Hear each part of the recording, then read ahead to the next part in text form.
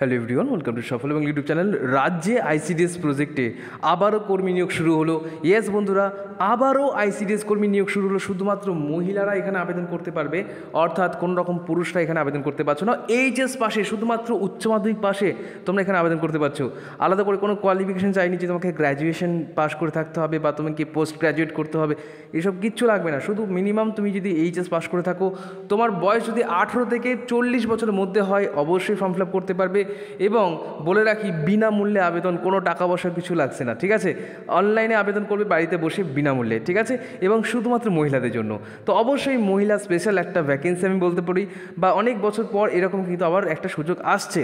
তো প্রত্যেকেই নিজের নিজের জেলার নাম কমেন্ট করো, কারণ এগুলো কিন্তু জেলা ভিত্তিক ভ্যাকেন্সি, বিভিন্ন জেলা নিয়ে কিন্তু এখন ধীরে ধীরে বেরোচ্ছে। তোমরা জানো যে খুব শীঘ্রই তোমাদের আইসিডিএসে সুপারভাইজার কর্মী কিন্তু নিয়োগ হবে। আর এই যে কর্মী এবং সহায়িকা, এগুলো প্রতিটা জেলাতে বেরোচ্ছে। অলরেডি আমি 3-4টে জেলা নিয়ে বলে দিয়েছি, সেটা তোমরা যারা দেখোনি আমার চ্যানেলে যাবে এবং ভিডিওগুলো দেখে নেবে। যারা নতুন এসে চ্যানেলটা সাবস্ক্রাইব করো, ভিডিওটা প্রচুর লাইক করো, বন্ধুদের সাথে শেয়ার করো এবং জেলার নাম কমেন্ট করো যে কোন জেলা থেকে দেখছো। এটা কেন জরুরি? কারণ এগুলো জেলা ভিত্তিক ভ্যাকেন্সি, যখনই জেলা নিয়ে আসবে তোমার জেলা নিয়ে, তখন কিন্তু আমি তোমাদের জানিয়ে দেবো, ঠিক আছে? তো ফার্স্টে দেখিয়ে দিই। দেখো, এখানে বলে দিচ্ছে পশ্চিমবঙ্গের বাইরে অন্য কোনো রাজ্য থেকে জারি হওয়া, হ্যাঁ, এইসব হওয়া যাবে না। বেশ, আমি তোমাদেরকে না আগে গাইডলাইনটা দেখিয়ে দিই। গাইডলাইনটা দেখিয়ে দিই। আচ্ছা, আইসিডিএস সুপারভাইজার এবং এবার এই যে ব্যাচটা নিয়ে যাদের জানতে চাইছো, আমি বলবো যে এই নাম্বারে যোগাযোগ করবে। 15ই আগস্ট থেকে ক্লাস শুরু হবে, ঠিক আছে? কারণ এটা পরীক্ষা দিয়ে কিন্তু নিয়োগটা হয়। এমন নয় যে পরীক্ষায় গেলে না তুমি ইন্টারভিউ দিয়ে চাকরি পেয়ে গেলে, এরকমটা কিন্তু নয়। অর্থাৎ মুখ দেখে কিন্তু পরীক্ষা দেবে না, তোমাকে পরীক্ষায় দেখবে তুমি কতটা ভালো পারছো তার বিষয়ে নেবে, ঠিক আছে? চলো এবার তোমাদেরকে দেখিয়ে দিই, ধীরে ধীরে বিষয়গুলো দেখিয়ে দিই। দেখো, ফার্স্ট অফ অল যেটা বলবো সেটা হচ্ছে কি, অঙ্গনওয়াড়ি কর্মী পদে আবেদনকারীকে অবশ্যই, আবেদনকারিনী হবে কারণ মহিলা যেহেতু, অবশ্যই ভারতীয় নাগরিক হতে হবে এবং মহিলা হতে হবে, মহিলাই হতে হবে। অর্থাৎ তুমি পুরুষ হলে আবেদন করতে পারবে না, এবং ইন্ডিয়ান সিটিজেন হতে হবে। আচ্ছা, তারপরে দেখে নাও কী বলছে। ন্যূনতম শিক্ষাগত যোগ্যতা আবেদনকারীকে অবশ্যই যে কোনো স্বীকৃত বোর্ড থেকে উচ্চ মাধ্যমিক বা সমতুল্য পরীক্ষা পাশ করে থাকতে হবে। এবার একটা স্বাভাবিকভাবে প্রশ্ন আসবে, স্যার আমি যদি গ্র্যাজুয়েট পাশ করে থাকি, বা আমি যদি বিএ, বিএসসি, বিকম বা এমএ, এমএসসি, এমএম বা অন্য কোনো আরও কোনো হায়ার কোয়ালিফিকেশন থাকে, তাহলে কি আমি এখানে আবেদন করতে পারবো? তো উত্তরটা হচ্ছে ইয়েস, তুমি পারবে। ওকে, তো প্রত্যেকে আবেদন করতে পারছো। মিনিমাম বলা হয়েছে, মানে ন্যূনতম মানে কি, একদম কম করে উচ্চ মাধ্যমিক পাস, উচ্চতর যে কোনো যোগ্যতা থাকতে পারে। তবে মাথায় রাখবে, এখানে কিন্তু তোমাদের আলাদা করে কোনো এক্সট্রা নাম্বার বা এক্সট্রা কোনো বেনিফিট দেওয়া হবে না, তোমরা শুধুমাত্র পরীক্ষাতে বসতে পারবে। ক্লিয়ার? চলো এবার তোমাদের বলি তোমাদের বয়স। আচ্ছা, বলে দিলাম বয়সটা হচ্ছে 18 থেকে 35। এবার বলে, স্যার 18 থেকে 35 বললেন, বাট আপনি ভিডিওতে বললেন, প্রথমে বলেন 40 বছর কেন? দেখো, 18 থেকে 35 যারা জেনারেলদের জন্য, যারা ওবিসি আছে তাদের আরও 3 বছর, এবং যারা এসসি এসটি আছে তাদের জন্য 5 বছর।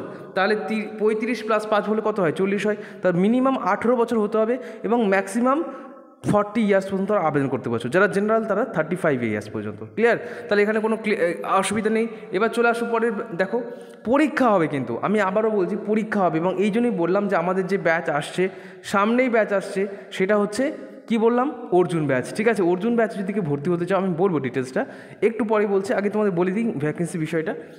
লিখিত পরীক্ষা হবে, যেখানে তোমাদের বাংলা ভাষায় 150টা শব্দের কিন্তু একটা রচনা লিখতে হবে, ঠিক আছে? দ্বিতীয় হচ্ছে পাটিগণিতের উপর 20 নম্বরের প্রশ্ন থাকবে। পুষ্টি, জনস্বাস্থ্য এবং নারী সচেতন, মানে সামাজিক অবস্থান নিয়ে 15 নম্বরের কোশ্চেন আসবে। তারপরে দেখে নাও ইংরেজি ভাষা নিয়ে, ইংরেজি ভাষা থেকে তোমাদের কিন্তু 20 নম্বরের প্রশ্ন আসবে। সাধারণ জ্ঞান থেকে 20 নম্বরের প্রশ্ন। এরকমভাবে কিন্তু পরীক্ষা হবে একটা। পরীক্ষায় যারা ভালো রেজাল্ট করবে তাদেরকে ডাকবে হয়তো ইন্টারভিউতে, এবং তারপর তোমাদেরকে ডকুমেন্ট ভেরিফিকেশন করে চাকরি হবে। এবার দেখো, একটা কথা বলি যে অন্যান্য চাকরি পরীক্ষাগুলোতে কি হয়, যে দেখো আমি অনেক রকম চাকরি আপডেট তোমাদের দিয়ে থাকি, কোথাও কোথাও তোমাদের খুব বেশি কম্পিটিশন হয়। হ্যাঁ, এখানেও হবে, আমি বলছি এখানেও হবে, বাট এখানে কোথায় তোমরা রিল্যাক্স পাবে সেটা হচ্ছে ছেলেমেয়েরা অত বেশি স্মার্ট নয়, ঠিক আছে? অন্যান্য জায়গায় দেখবে যে ছেলেমেয়েরা প্রচুর স্মার্ট, পড়াশোনা করে একদম হাইফাই একটা স্টাডি, মানে বিরাট টাইম টেবিল ম্যানেজ করে পরীক্ষা দেয়। এইগুলো কিন্তু খুব তাড়াতাড়ি পরীক্ষা হবে এবং তাড়াতাড়ি কিন্তু রেজাল্ট বের করে দেবে। ছেলেমেয়েরা পড়ারও সুযোগ পাবে না, আর সেভাবে তৈরি হওয়ারও সুযোগ পাবে না। তো এই জন্যই বলবো যে একটু স্মার্ট হয়ে পড়ো, যে কোন কোন টপিকগুলো থেকে বেশি করে কোয়েশ্চেন আসে, আমি সেই জায়গাগুলো বলে দেবো। যে প্রিভিয়াস ইয়ার কোয়েশ্চেন, বিভিন্ন, যেমন আইসিডিএস কর্মী, আইসিডিএস ওয়ার্কার, আইসিডিএস সুপারভাইজার, কোন জায়গা থেকে বেশি করে কোয়েশ্চেন আসছে। যেটা আসে না সেটা পড়ে তো লাভ নেই, আমাকে একটু বেছে নিতে হবে। দেখো, পড়ার তো প্রচুর আছে, সে সারা বছর পড়ে শেষ করতে পারবে না, কিন্তু সেখান থেকে বাঁচতে হবে তোমাকেই, যে কোন জায়গাটা তোমাকে পড়তে হবে, ঠিক আছে? তো সেই কাজটা করার দায়িত্ব আমার, আমি সেগুলো তোমাদের করে দেবো। তার জন্যই তোমাদেরকে কিন্তু বলা হচ্ছে যদি কেউ ভর্তি হতে চাও, এই যে আমাদের অর্জুন ব্যাচ, তো এটা শুভারম্ভ হচ্ছে 15 আগস্ট থেকে। অলরেডি বেশ কিছুজন ভর্তি হয়েছে। তুমি যদি ভর্তি হতে চাও এই নাম্বারে যোগাযোগ করবে 9609122622, ঠিক আছে। এটা যেমন আইসিডিএস কর্মীর ক্ষেত্রেও প্রযোজ্য, ঠিক তেমনি আইসিডিএস সহায়িকা পদের ক্ষেত্রেও প্রযোজ্য, ঠিক তেমনি আইসিডিএস সুপারভাইজার পদের জন্য প্রযোজ্য, ঠিক আছে। এমনভাবেই তৈরি করানো হবে যেন 3টে পরীক্ষায় তোমাদের কম্বাইন্ড হয়ে যায়।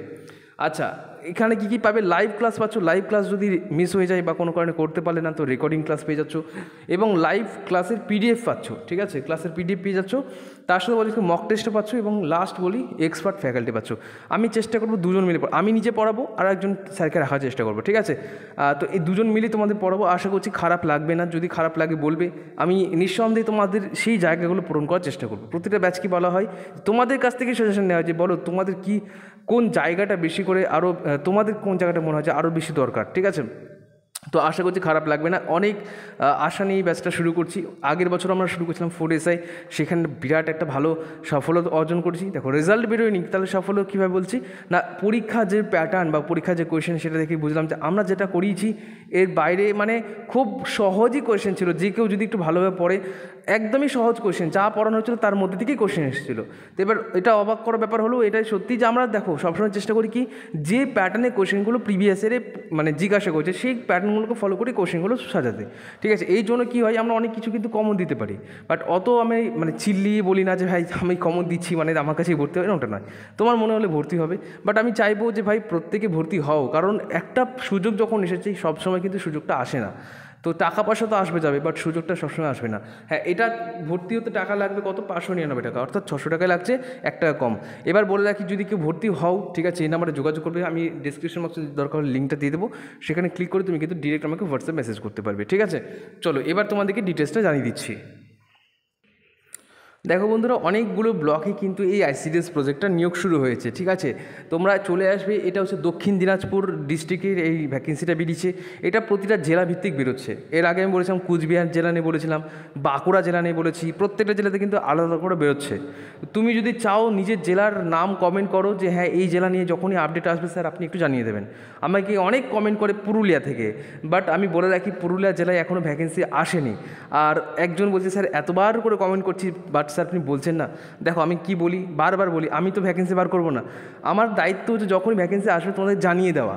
এবার সেই যখনই বেশি করে কমেন্ট আসবে তখন তত তাড়াতাড়ি আমি তোমাদের জানাবো। যত কম ভ্যাকেন্সি আসবে বা না তোমরা কমেন্ট করবে তত জানাবো না। তো বেশি করে কমেন্ট করো যে কোন জেলা থেকে দেখছো। বারবার বলা হয় এই জন্যই যে তোমরা কমেন্ট করলে আমি সেই হিসাবে তোমাদেরকে তাড়াতাড়ি করে বলবো, ঠিক আছে। বা এই যে শুধু আইসিডিএসই বলবো তা তো মানে নেই, আরও তো অনেক ভ্যাকেন্সিগুলো আসছে, সেগুলো তো জানতে পারবে, বুঝতে পারলাম।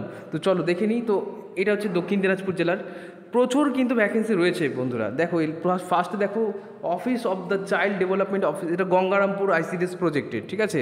এটা গঙ্গারামপুর একটা হলো। এখানে তোমরা এই ফাইলে ক্লিক করে তোমরা কিন্তু পুরো ফাইলটা দেখতে পারবে।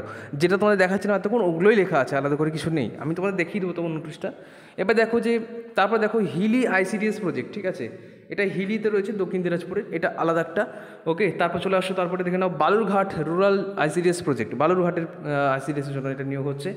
নেক্সট চলে আসো, আচ্ছা আর নেই, এই তিনটেতে আছে। এবার তিনটের মধ্যে তোমাকে আর একটু খুঁজে নিতে হবে, ঠিক আছে। এই তিনটের মধ্যে আরও কিছু আছে হয়তো, সেটা তোমাকে খুঁজে নিতে হবে। ধরো আমি একটা দেখিয়ে দিচ্ছি, যে এই যে হিলিটা দেখিয়ে দিচ্ছি। ধরো ভিউয়ে ক্লিক করলাম, ভিউ এই ফাইলটা ক্লিক করলে দেখবে একটা ফাইল তোমার পিডিএফ ডাউনলোড হয়ে যাবে। সেই ডাউনলোড পিডিএফটা খুললেই দেখবে তোমার সামনে কিন্তু এরকমভাবে খুলে যাচ্ছে, ঠিক আছে। এই দেখো, এবার তোমাকে দেখে নিতে হবে যে কতগুলো কি ভ্যাকেন্সি আছে। এখানে হয়তো খুব ভালোভাবে দেখাবে যাবে না, ঠিক আছে। একবার দেখে নেবে এইভাবে, দেখো কতগুলো কি ভ্যাকেন্সি রয়েছে, ঠিক আছে। তো আচ্ছা, এইটা হয়তো তোমাদের যারা প্রমোশনাল, আচ্ছা বেশ, প্রমোশনাল পোস্টে আমি দেখিয়ে দিই তোমাদের। এই যে ভ্যাকেন্সিটা আছে 7 MB প্রথম যেটা আছে, এইটাকে ক্লিক করবে। এইটা ক্লিক করলে দেখবে তোমার সামনে কিন্তু পুরো পিডিএফটা খুলে যাবে, ঠিক আছে। না হলেও তোমাকে নোটিশটা দেখিয়ে দিচ্ছি, অসুবিধে নেই। চলো এই দেখো খুলে গেছে। এই যে এই যে এই যে এই যে দেখো দুটো ভ্যাকেন্সি রয়েছে, ঠিক আছে। এটা হচ্ছে তোমাদের কোথায়, এটা বলে দিই, এইটা হচ্ছে তোমার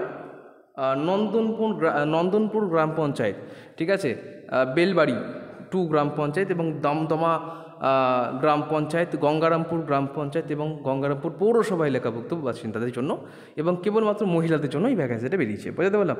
অর্থাৎ যাদের বাড়ি এই কয়েকটা গ্রাম পঞ্চায়েতের মধ্যে রয়েছে, যেমন বলে দিই নন্দনপুর গ্রাম পঞ্চায়েত, বেলবাড়ি 1 গ্রাম পঞ্চায়েত, বেলবাড়ি 2 গ্রাম পঞ্চায়েত, দমদমা গ্রাম পঞ্চায়েত, গঙ্গারামপুর গ্রাম পঞ্চায়েত এবং হচ্ছে গঙ্গারামপুর পৌরসভা, এই সমস্ত যে সমস্ত গ্রাম পঞ্চায়েতের তোমরা বাসিন্দা তারাই কিন্তু এখানে আবেদন করতে পারছো।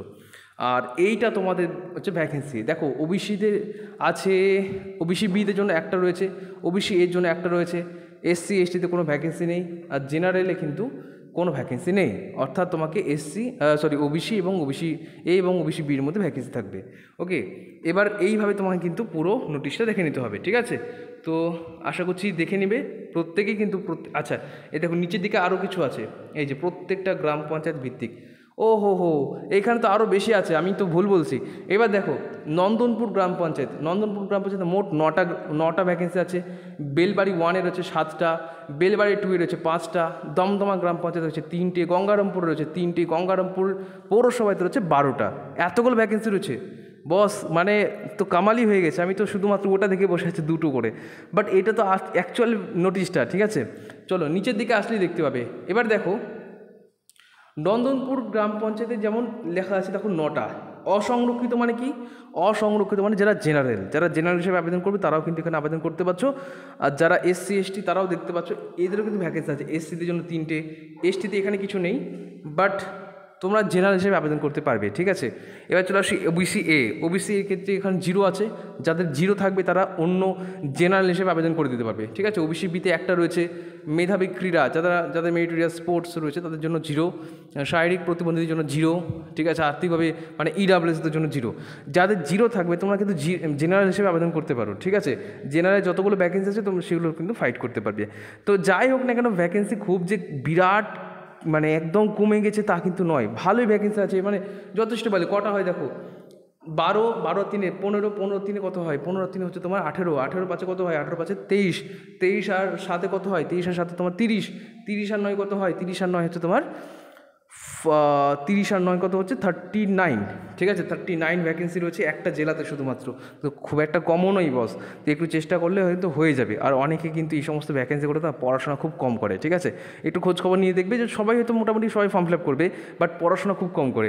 তো তোমার প্লাস পয়েন্ট হচ্ছে তোমাকে একটু ভালোভাবে পড়তে হবে, ঠিক আছে? একটু যদি ভালোভাবে পড়ো 3 থেকে 4 মাসের মধ্যে চাকরি পাওয়া কোনো খুব একটা বড় কথা নয়, যে কেউ কিন্তু চাকরি পেতে পারো। ওকে, তো আজকের মতো এখানে রাখবো। কেমন লাগলো ভিডিওটা অবশ্যই কমেন্ট করে জানাবে এবং প্রত্যেকের সাথে ভিডিওটা শেয়ার করবে, ঠিক আছে? তো অসংখ্য ধন্যবাদ সবাইকে, নমস্কার।